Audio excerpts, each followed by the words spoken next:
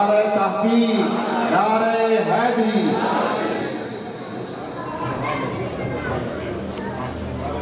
بسم اللہ الرحمن الرحیم۔ اللہم صلی علی سیدنا محمد تعینک الاقدم والمظہر الاتم باسمک العظم بعدد تعینات ذاتک وتجلیات صفاتک وعلی آلہ وصحبہ کذالک۔ میری خوش نصیبی ہے کہ چند لمحات عجیب اتفاق یہ ہے کہ دن محبوب الہی کا ہے اور ذکر حضرت مجدد کا ہے۔ سلسلہ چشتیہ نظامیہ کی سالار اعظم محبوب الہی حضرت خواجہ نظام الدین اولیاء رحمت اللہ تعالیٰ علیہ کا 17 ربیع الثانی کو یوم وصال ہے، لیکن چونکہ شاہ صاحب کا حکم ہے کہ ہمارے اس عرس مبارک کی باوقار نشست میں حضرت مجدد الف ثانی رحمہ الباری کی بارگاہ ناز میں عقیدتوں اور محبتوں کا خراج پیش کرنا ہے، سب سے پہلے اہل محبت یہ بات طے فرما لیں کہ سلسلوں کے نام صرف تعارف کے لیے ہیں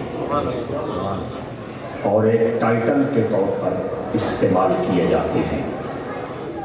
تمام سلاسل گلشن رسالت کے پھول ہیں۔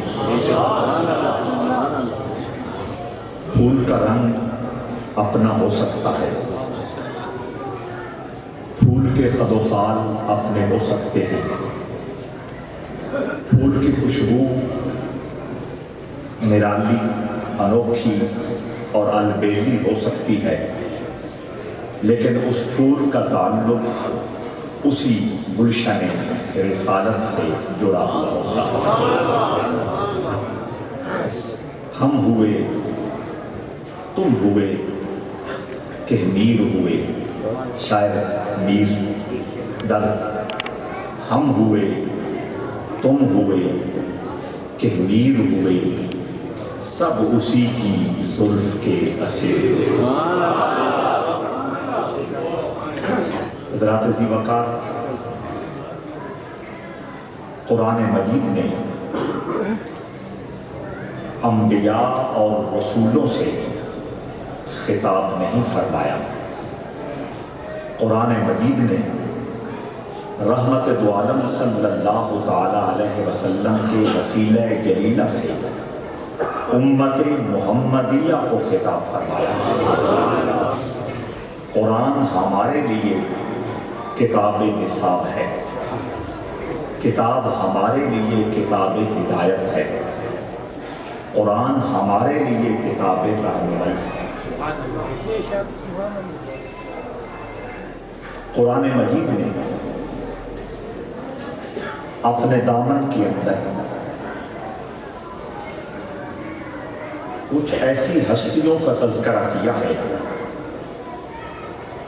جن کا مقام و مرتبہ عام انسانوں سے یقیناً مختلف ہوتا ہے۔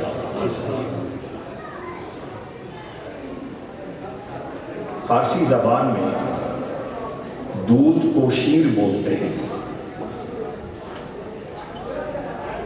اور جنگل کا بادشاہ شیر ہوتا ہے، لکھنے میں دونوں ایک جیسے ہیں، شین یہ اور رے، شین یہ اور رے۔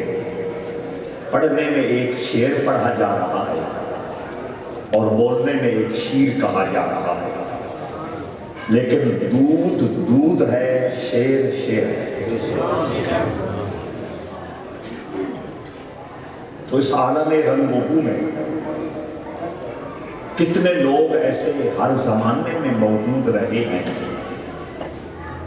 اور ہیں اور قیامت تک رہیں گے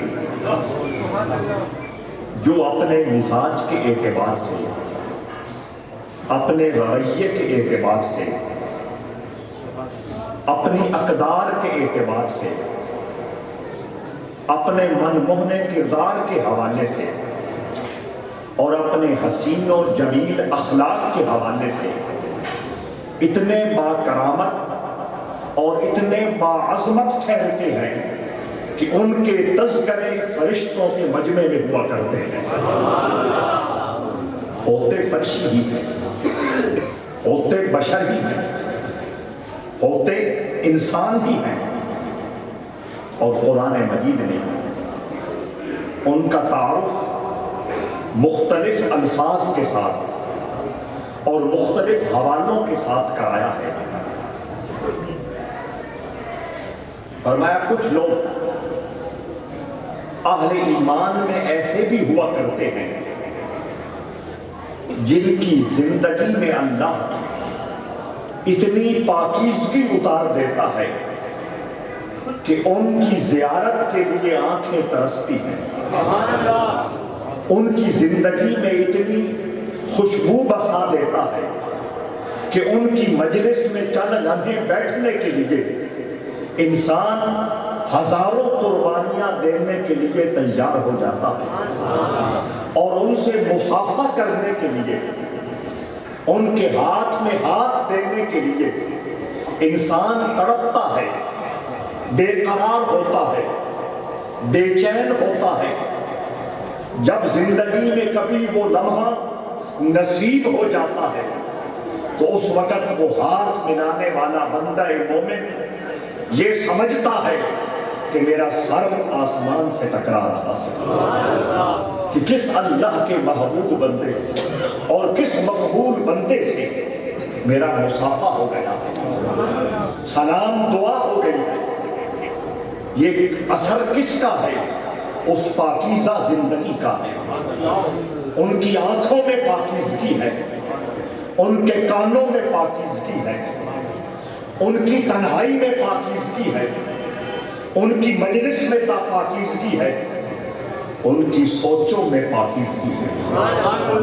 محبوب الہی خواجہ نظام الدین اولیاء رحمہ اللہ نے فرمایا برا کرنا تو برا ہے ہی، سالک کے لیے برا سوچنا برا کرنے سے بھی زیادہ بدتر ہے۔ تو جب تک سوچ کو ستھرا نہ کیا جائے، سوچ کو شفاف نہ کیا جائے، خیالات کو پاکیزگی کی خوشبو سے معطر نہ کیا جائے، عمل میں نور نہیں آتا، عمل میں چمک نہیں آتی، عمل میں کشش پیدا نہیں ہوتی، عمل میں رانائی، دل ربائی اور شگفتگی محسوس نہیں ہوتی۔ تو میں کہہ رہا ہوں کہ انہی انسانوں میں سے کچھ انسان ایسے ہیں جن کی پاکیزہ زندگی کے بارے میں خلاق عالم خود اعلان کر رہا ہے کہ من عمل صالحا من ذکر او انثی وهو مؤمن فلنحیینہ حیاتا طیبہ۔ فرمایا ہے جان جان صلی اللہ علیہ وسلم آپ کی فرما برداری کی برکت سے، آپ کی تابعداری کی برکت سے، آپ کی محبت میں مگن ہونے کی برکت سے آپ کی امت کے اندر اور آپ کے غلاموں کے اندر کتنے ہی ایسے شناور بخت لوگ ہیں جن کو اللہ نے پاکیزہ زندگی عطا کی ہے، اور اس پاکیزگی کی برکت سے وہ رشک ملائکہ بن جاتے ہیں۔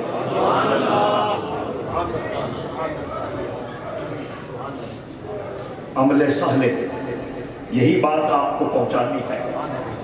آپ ایک آستان پہ بیٹھے ہیں، آپ صاحبان نسبت ہیں، یہی پیغام آپ کو دینا ہے۔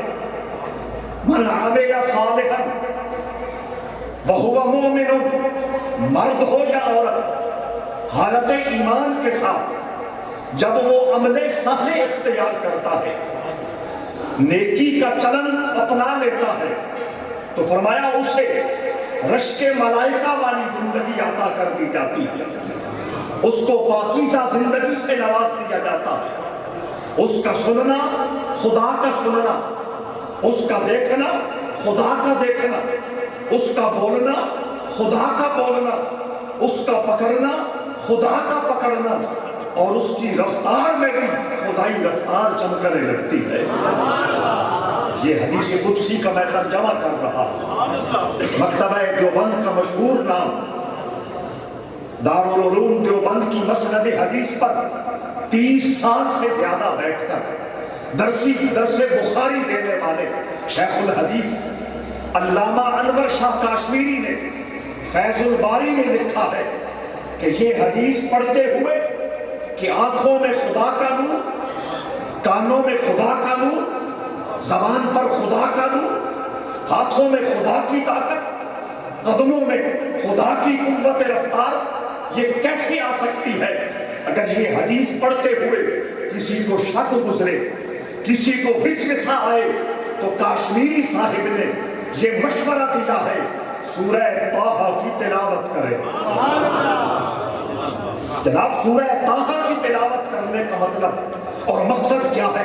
کاشمیری صاحب کہتے ہیں سورہ طٰہٰ میں اللہ رب العزت نے فرمایا کہ جناب موسیٰ علیہ نبینا علیہ السلام آگ تلاش کرتے ہوئے طور کی وادی میں پہنچے، ان کے کانوں میں اور ان کی سماعتوں کے ساتھ ایک آواز ٹکرائی تھی، انی انا اللہ، میں اللہ ہوں۔ اوپر دیکھا، دائیں دیکھا، بائیں دیکھا، سامنے دیکھا، پیچھے دیکھا، آواز کہاں سے آ رہی ہے، صدا کہاں سے آ رہی ہے؟ پھر آنکھوں نے دیکھا اور دماغ نے یہ فیصلہ کیا کہ سامنے وہ جو سوکھا ہوا لکڑی کا تنا ہے وہ چمک بھی رہا ہے اور روشن بھی ہے، اور اسی میں سے آواز آ رہی ہے، انی انا اللہ۔ کاشمیری صاحب کہتے ہیں، بہت توجہ چاہتا ہوں، کاشمیری صاحب کہتے ہیں اگر سوکھے ہوئے تنے پر اللہ کا صفاتی نور آ جائے، وہ چمک جائے، وہ منور ہو جائے، وہ روشن ہو جائے، اور وہ یہ کہنے لگے انی انا اللہ، میں اللہ ہوں، تو محمد عربی کا غلام ہو، محمد عربی کا کلمہ پڑھنے والا ہو، محمد عربی کی تابعداری اور فرما برداری پر ناز کرنے والا ہو، اپنے لبوں کو اللہ کے ذکر سے تر رکھنے والا ہو، اپنے دماغ کو اللہ کی معرفت کی چاندنی سے روشن رکھنے والا ہو، اپنے من کو محبت رسول کے سرور سے آگاہی رکھنے والا ہو، اگر وہ اللہ کے قرب میں جا کر اس مقام میں پہنچ جائے اور اللہ کا نور اس کے دل پہ برسنے لگے، تو پھر کیسے ناممکن ہے اس کی آنکھوں میں اللہ کا نور نظر آئے۔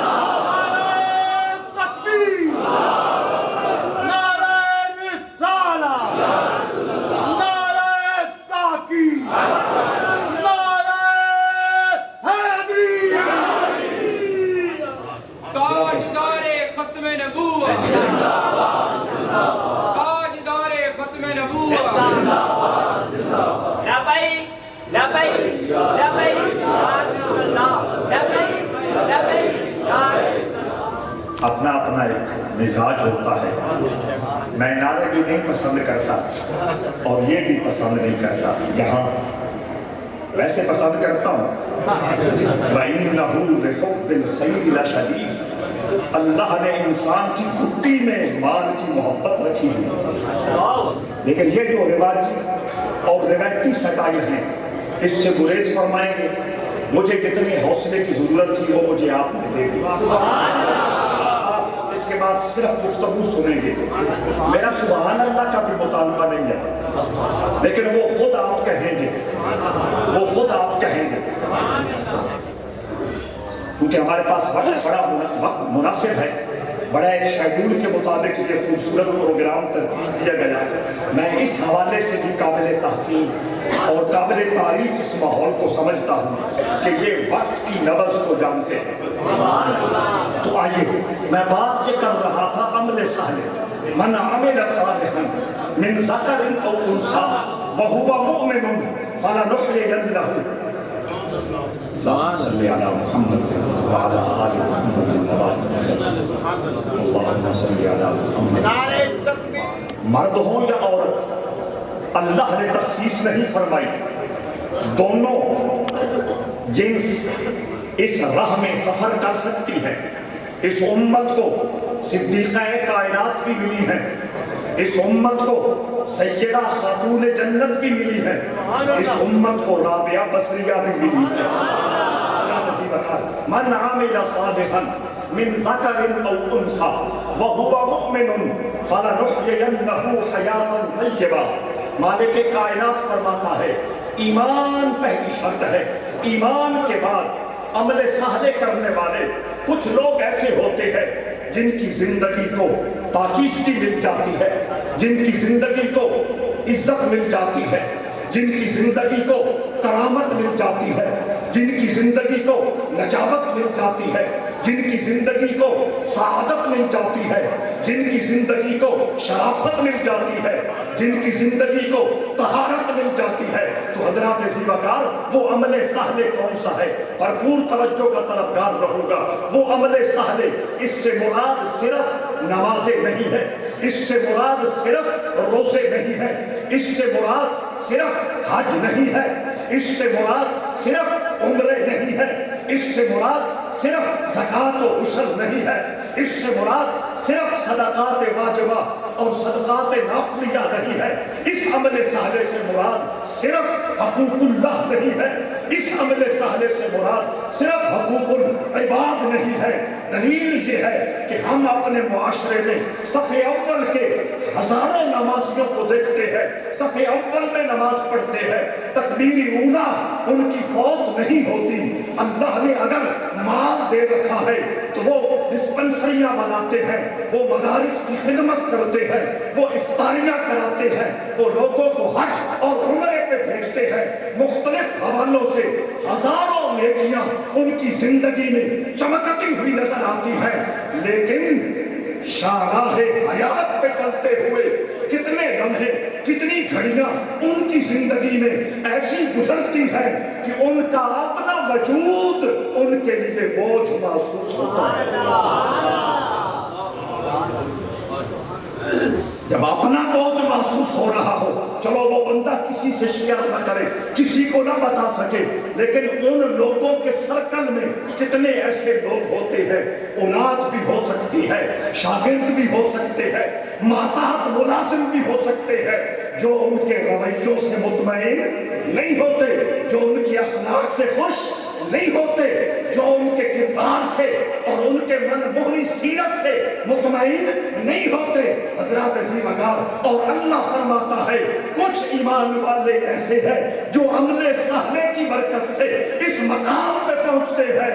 ان کا دیکھنا اور ہے، ان کا سننا اور ہے، ان کا بولنا اور ہے، ان کا پکڑنا اور ہے، ان کا بیٹھنا اور ہے، ان کے رویوں میں کتنی چمک ہے، ان کے کردار میں کتنی روشنی ہے، ان کو اقدار کے حوالے سے اللہ نے کتنی عزت و توقیر عطا کر رکھی ہے. حضرات زیباکار، تو پھر سمجھنا یہ پڑے گا وہ عمل صالح کون ہے جس عمل صالح کی برکت سے وہ عامی انسان نہیں رہتا، رشک ملائکہ بن جاتا ہے.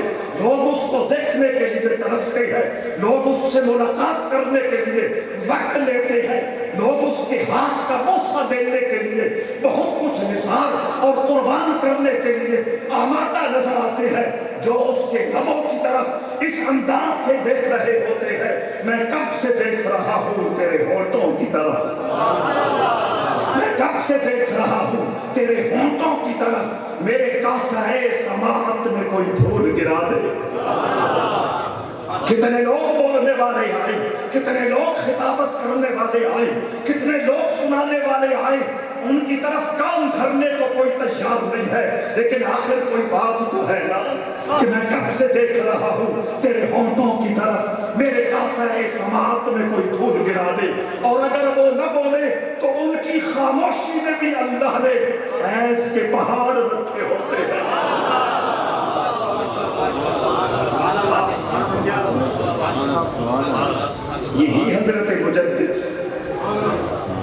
ثانی آپ کی خدمت میں کوئی صاحب زیارت کے لیے آئی، آپ نے کوئی گفتگو نہ فرمائی، خاموش بیٹھے رہے، وہ صاحب اٹھ کے چل دیے، باہر کسی نے پوچھا اتنی بڑی ہستی سے مل کے آئے ہو، کومنٹس کیا ہیں، تبصرہ کیا ہے، کیسے پایا؟ جاننے والا کہتا ہے سواد نہیں آیا، مزہ نہیں آیا، لطف محسوس نہیں کیا۔ پوچھنے والے نے کہا اتنا بڑا بزرگ، اس کا درشن کر کے، زیارت کر کے، اس کی صحبت کا فیض اٹھا کے آ رہا ہے اور خالی ہے، کہتا ہے مجھے کوئی لطف حاصل نہیں ہوا۔ سوال کرنے والے نے کہا کیوں؟ وہ کہتا ہے وہ بولنے نہیں تھے، وہ چپ رہے تھے، بولتے تو سمجھ آتی۔ حضرات ذی وقار بہت توجہ درکار ہے، بات ہو گئی، چلتی چلتی حضرت مجدد تک بات پہنچی۔ حضرت مجدد علیہ ثانی کو بتایا گیا فلاں عالم آئے تھے، مطمئن واپس نہیں گئے ہیں، خوش واپس نہیں گئے ہیں، اور ابجیکشن یہ ہے، اعتراض یہ ہے کہ وہ کہتے ہیں کہ حضرت مجدد علیہ ثانی نے گفتگو نہیں کی ہے، حضرت مجدد علیہ ثانی نے کلام نہیں کیا ہے۔ اب جواب سنیے، سمجھیے، اور اپنی زندگی میں حضرت مجدد کی پاک تعلیمات میں سے ایک نور اٹھا کر اپنے سینے میں محفوظ کر لیجیے۔ حضرت مجدد نے کیا جواب دیا؟ بہت دھیان سے، بہت توجہ سے سننے کا طلبگار ہوں۔ حضرت مجدد پاک نے فرمایا جس کی خاموشی سے اسے کچھ نہیں ملا، اس کی گفتگو سے اسے کیا ملے گا؟ میں کھولتا ہوں اس بات کو کہ جس کی چپ سے فیض نہیں ملا، اس کی باتوں سے کیا ملے گا؟ حضرات جس وقت آپ چپ بیٹھے ہوتے ہیں، یعنی آپ کی زبان خاموش ہوتی ہے، اس وقت جسم کا ایک حصہ باتیں کر رہا ہوتا ہے، اور وہ ہے دل۔ زبان چپ، دل بول رہا ہے۔ اس وقت آپ کا دل بول رہا ہے، میری زبان بول کر رہی ہے۔ آپ خوش نصیب ہیں۔ توجہ، جس وقت انسان چپ ہوتا ہے، دل بات کر رہا ہوتا ہے، زبان چپ ہوتی ہے، اور جس وقت زبان بات کر رہی ہوتی ہے، دل۔ اب میں آپ سے پوچھنا چاہتا ہوں، انسانی جسم کا بادشاہ کون ہے؟ دل۔ انسانی جسم کا بادشاہ کون ہے؟ دل۔ جب یہ طے ہو گیا کہ دل انسانی اعضاء کا بادشاہ ہے، تو سنو، صوفیاء فرماتے ہیں مالک الکلام، کلام الملک، کلام الملک، مالک الکلام۔ صوفیاء فرماتے ہیں بادشاہوں کی باتیں باتوں کی بادشاہ ہوتی ہے، بادشاہوں کی باتیں باتوں کی بادشاہ ہوتی ہے۔ تو حضرت مجدد فرماتے ہیں جب مجدد علیہ ثانی کا دل جو بادشاہ ہے، جب وہ بات کر رہا تھا، وہ محروم رہا، زبان سے جو بھی نکلے گا اس سے کیا فائدہ ملے گا؟ من عمل صالحا من ذکر او انثی وہو مؤمن فلنحیینہ حیاۃ طیبہ، کہ ایسے جو باکمال اور باوقار لوگ ہیں، ان کی خاموشی میں بھی اللہ نے نور رکھا ہوتا ہے، ان کی خاموشی میں بھی اللہ نے خیر رکھی ہوتی ہے، ان کی خاموشی میں بھی اللہ نے فیض رکھا ہوتا ہے۔ اب آپ بےتاب ہیں کہ وہ عمل صالح کون ہے جس کی وجہ سے اللہ یہ عزت دیتا ہے، یہ مقام دیتا ہے، یہ شان دیتا ہے۔ قرآن مجید نے ایک دوسرے مقام پر اس نقطے کو کھولا۔ 16ویں پارے میں اللہ فرماتا ہے ان الذین آمنوا وعملوا الصالحات سَيَجْعَلُ لَهُمُ الرَّحْمَنُ وُدًّا۔ کچھ ایمان اور عمل صالح وہ ہیں جن کے بدلے جنت ملتی ہے، کچھ ایمان اور عمل صالح وہ ہیں جن کے بدلے دوزخ سے نجات ملتی ہے، کچھ ایمان اور عمل صالح وہ ہیں جن سے دنیا میں خوبصورتی آتی ہے، کچھ ایمان اور عمل صالح وہ ہیں جن سے دنیا میں عزت و وقار بڑھتا ہے، اور اللہ فرماتا ہے ایک ایمان وہ ہے اور ایک عمل صالح وہ ہے، ان الذین آمنوا وعملوا الصالحات، بے شک وہ لوگ جو ایمان لائے اور جنہوں نے اچھے عمل کیے، سیجعل لہم الرحمن ودا، اللہ فرماتا ہے کچھ ایسے عمل صالح والے ہیں جن کی محبت ہم لوگوں کے دلوں میں سجا دیتے ہیں۔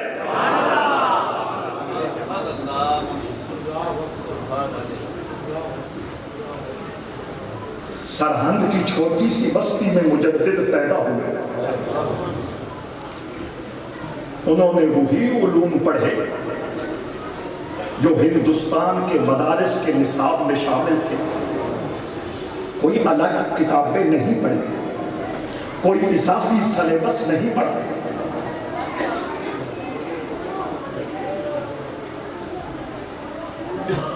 1070 ہجری آپ کے والد گرامی کا وصال ہوا، اور آپ جانتے ہیں کہ عبدالاحد آپ کے والد کا اسم گرامی تھا یا عبدالواحد، اور وہ خود چشتی نسبت کے بزرگ تھے۔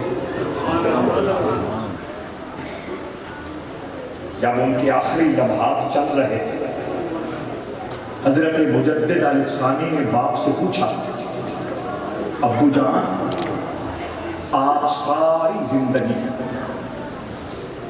درس دیتے رہے ہو، توجہ چاہوں گا، آپ ساری زندگی درس دیتے رہے ہو کہ جو رسول اللہ کی آل سے محبت کرے گا اس لیے کہ یہ رسول کی آل ہے، اس کا خاتمہ ایمان پہ ہو۔ حضرت مجدد علیہ الثانی کہتے ہیں ابو جان آپ ساری زندگی یہ درس دیتے رہے ہو اور اپنے سینے کو آل رسول کی محبت سے آپ نے آباد رکھا، سرشار رکھا، پر نور رکھا، پر سرور رکھا، اب آخری گھڑیاں ہے، بتائیے کیا ہو رہا ہے؟ والد گرامی فرماتے ہیں الحمدللہ اس محبت کی برکت سے میں کامیاب ہوتے جا رہا ہوں۔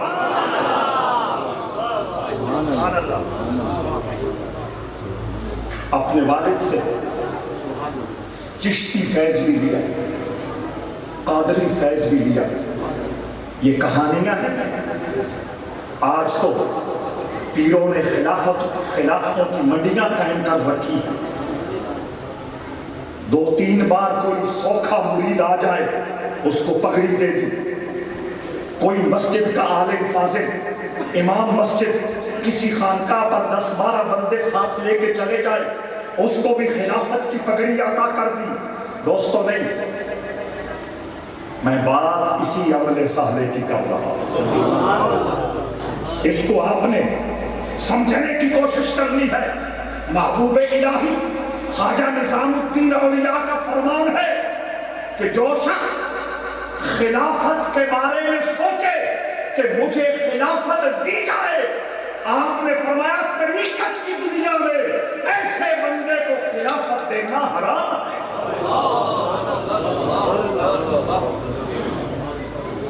اب دینے لینے والے کہاں کھڑے ہیں وہ آپ خود فیصلہ کرتے ہیں۔ ایک اور جملہ مجھے ان کا یاد آ رہا ہے، کیونکہ دن بھی ہے نا ان کا اور ہماری گفتگو سے جڑا ہوا ہے۔ فوائد الفواد میں آپ کا یہ جملہ بڑا خوبصورت انداز میں چمک رہا ہے۔ کسی نے کہا کہ فلاں شخص مسجد میں بہت زیادہ عبادت گزاری میں مصروف رہتا ہے، عالم فاضل بھی ہے اور عبادت میں بہت زیادہ مسجد میں مصروف رہتا ہے، اس کی بیٹی نے سنگی نے پوچھا آج کل اتنی یاد خدا کیوں؟ سمجھ آ رہا؟ وہ صوفی کہنے لگے سرکاری طور پر شیخ الاسلامی کا جو عہدہ اور منصب ہے وہ خالی ہو چکا ہے، میں اس لیے زیادہ ذکر و فکر کر رہا ہوں کہ میں نظروں میں آ جاؤں اور اس منصب پہ بٹھا دیا جاؤں۔ محبوب الہی کی آنکھوں سے چھن چھن آنسو برس رہے۔ آپ نے جو جملہ بولا تھا وہ سننے کے قابل ہے، آنکھوں سے آنسوؤں کی جھڑیاں بہہ رہی ہیں، آواز بھرا گئی ہے، اور فرما رہے ہیں اول بسوز شیخ الاسلامی را بس خانقاہ را و بعد ازاں خود را۔ یہ جملہ ذہین لوگ یاد کر لے۔ محبوب الہی نے کہا رو رہے ہیں، آواز بڑھ گئی ہے، اور فرماتے ہیں سب سے پہلے شیخ الاسلامی کو آگ میں پھینک، پھر آسمانے کو آگ میں پھینک، پھر اپنے آپ کو آگ میں پھینک، تاکہ تو خدا کی نظروں میں آ جائے۔ کون یہ باتیں ہضم کر سکتا ہے؟ اور کون یہ باتیں آج سمجھنے کی توفیق رکھ سکتا ہے؟ تو پھر میں پلٹ کے آ رہا ہوں واپس۔ فرمایا من عمل صالحا من ذکر او انثی وہو مؤمن عمل صالح۔ حضرت مجدد کے والد گرامی کی قادری فیض باقاعدہ سیکھ چکے تھے، اور میں پہلے یہ جملہ کہہ چکا ہوں کہ قیامت تک سچے لوگ رہیں گے، سچے لوگ قیامت تک، اور سچے وہ ہوتے ہیں جن کا من سچا ہوتا ہے۔ کوئی دکھلاوا نہیں، کوئی نمائش نہیں، کوئی ریاکاری نہیں، کوئی پروفیشنل سسٹم نہیں، کوئی دکانداری نہیں، من کے سچے ہیں۔ اور جو من کے سچے ہیں ان کے بارے میں میرے اور آپ کے قرآن نے کہا یا ایھا الذین آمنوا اتقوا اللہ وکونوا مع الصادقین۔ سچوں کے ساتھ جڑ جاؤ، قرآن قیامت تک رہے گا، سچے بھی قیامت تک رہے گا۔ حافظ شیرازی کہتا ہے عاشق کہہ شد کہ یار بحالش نظر نہ کر، اے خواجہ درد نیس وگرنہ طبیب ہس۔ حافظ شیرازی کہتا ہے وہ عاشق کون ہے، وہ عاشق کون ہے جس کی حالت پر معشوق کرم کی نظر نہ کرے۔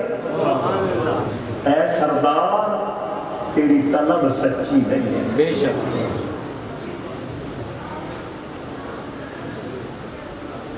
رضا شاہ پہلے ایران کا بادشاہ گزرا ہے، اس کے خاندان کا فرد سید زادہ اور لاکھوں روپے تنخواہ پانے والا، اس نے اپنا سیکورٹی گارڈ بنا کے رکھا تھا۔ اندر انقلاب آیا، اللہ کی معرفت کا سورج طلوع ہوا، نکل پڑا کہ مجھے کوئی شیخ مل جائے، کامل مل جائے، رہنما مل جائے۔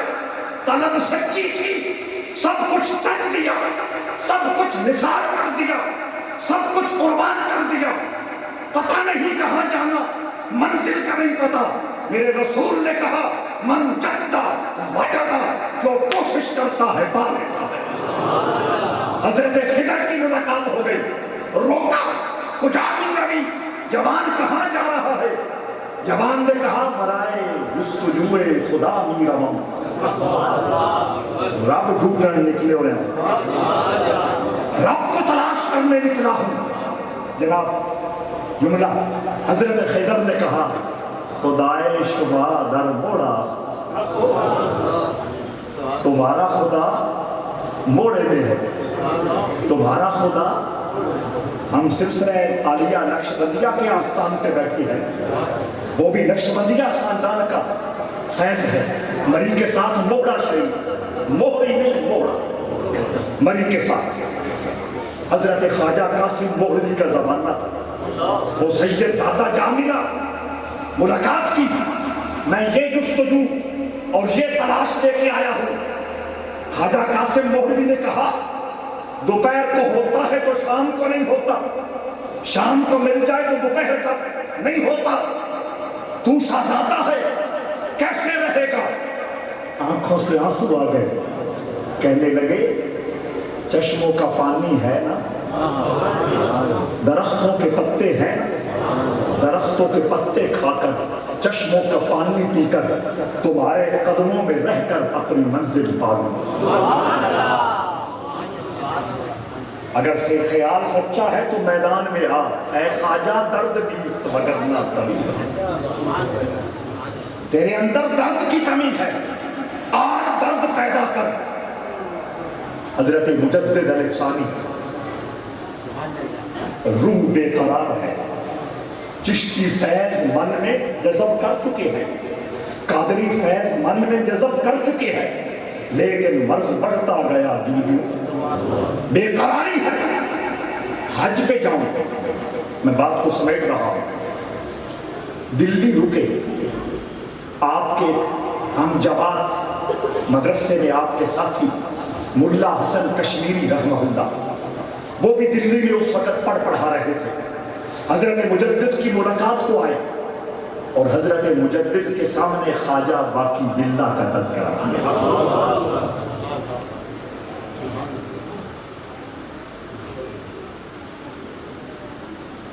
اگر میں پسند آ گیا پھر کبھی آپ نے مجھے یاد فرمایا، فرید کی نگری میں محبوب الہی پہنچے اور انہوں نے اپنے سینے کی جلن سامنے کی کہ ایک عرصے سے میں تیری محبت میں پگھل رہا تھا اور جل رہا تھا، آ گیا، سینے کے ساتھ لگایا، 3 پھیروں میں نظام الدین کو محبوب الہی بنا دیا۔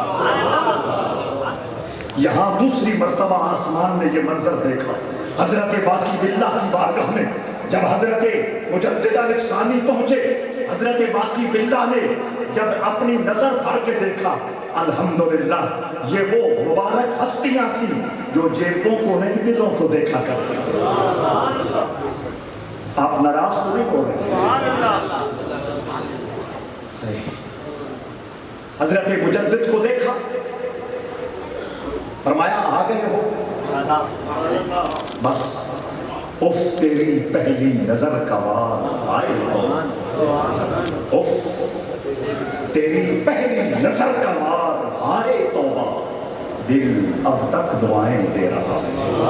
آ گئے ہو، آ گئے ہو، نظر بھر کے دیکھا، آ گئے ہو، اس کا پس منظر سن لو۔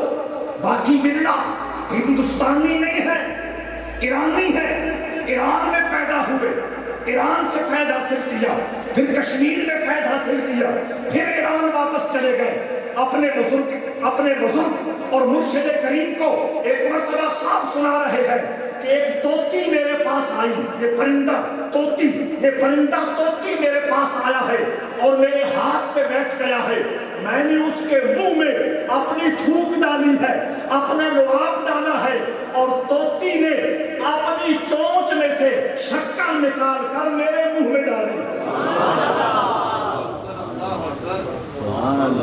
باقی باللہ کے مرشد گرامی فرماتے ہیں ذرا وسعت دیکھو تعبیر کی، تعبیر ایک فرق ہے، میں اس پہ پھر بات اگر چھیڑ دوں تو کہاں سے کہاں چلی جائے، ذرا وسعت دیکھو۔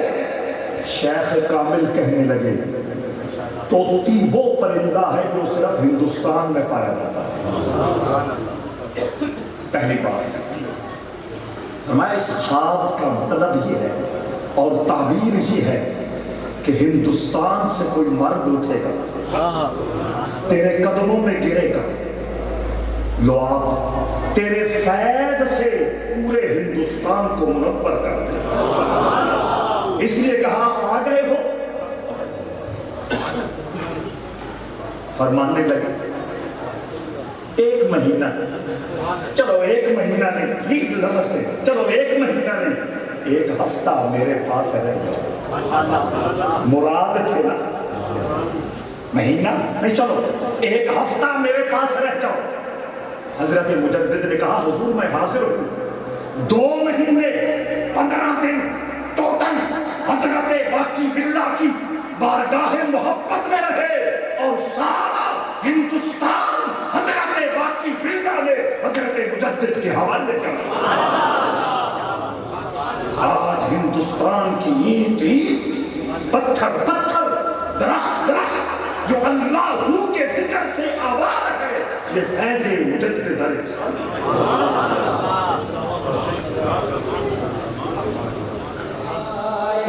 بیلا کو سلام شمع بز میں ہدایت بیلا کو سلام آسیوں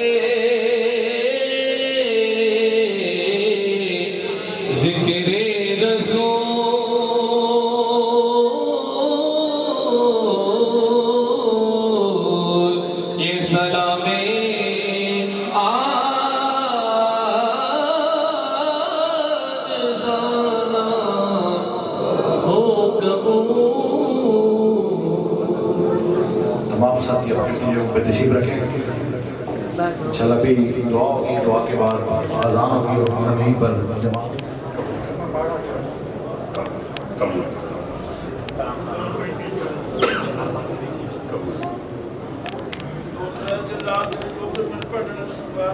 قبول کی ربنا آتنا فی الدنیا حسنۃ وفی الآخرۃ حسنۃ وقنا عذاب النار۔ یا اللہ حضور کی امت پر رحمت نازل فرما، ملک پاکستان کی حفاظت فرما، حضور کی امت کے سارے بیماروں کو شفا عطا فرما، بالخصوص حضرت سید امجد علی شاہ صاحب کو عمر خضر عطا فرما، صحت و سلامتی سے مالا مال فرما، جتنے حاضرین اس بابرکت مجلس میں رونق بنے سب کی عزتوں برکتوں میں اضافہ فرما۔ یا اللہ جتنے لوگوں کے بچے بچیاں پڑھ رہے ہیں انہیں کامیابیاں عطا فرما، جو نہیں پڑھتے انہیں پڑھنے کی توفیق عطا فرما۔ کئی لوگوں کے بچے بچیوں کے رشتوں کے مسائل ہیں، یا اللہ ان کے لیے آسانی نصیبیں اچھے فرما۔ جتنے دوست جو خواہش لے کر اس بارگاہ مقدس میں حاضر ہوئے ان کی داد رکھ لے، ان کی پریشانیوں کو دور فرما، تکلیفوں کو دور فرما، آسانیاں برکتیں رحمتیں عطا فرما، کھلا روزگار عطا فرما، حلال روزگار عطا فرما، وافر روزگار عطا فرما۔ اس چمن محبت کے فیضان کو ہمیشہ سلامت رکھ، شاہ صاحب کے فیضان کو دین دنیا رات چگلی ترقی عطا فرما۔ ربنا تقبل منا انک انت السمیع العلیم، وصلی اللہ تعالی علی خیر خلقہ محمد وآلہ وصحبہ واولیاء امتہ اجمعین برحمتک یا ارحم الراحمین۔